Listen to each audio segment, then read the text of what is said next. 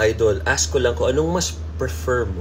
Yung katawan mo dati, yung may kagrupo ka pa, yung nasa network ka, o yung katawan mo sa mga pelikula na parang kontrabida ka or bida ka, yung parang kang Incredible Hulk, Incredible Chuck, Juan sa Airpack, o yung katawan mo ngayon.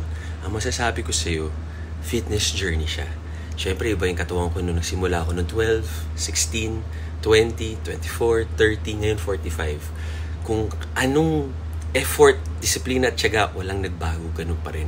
Ang nagbago lang, edad 45 na ako. Kung kaya ko pa rin bang gawin yung ginagawa ko nung kabataan ko, talon ako ng talon, dunk ako ng dunk, di ako natutulog ng 3 araw, puyat sa taping, ganyan. Why not? Kaso 45 na ako. Hindi pwede, kailangan matulog ako 8 hours. Ang workout ko 45 minutes lang, kundi sasakit na yung joints ko. Mag-a-adjust tayo sa buhay kung anong binigay sa atin.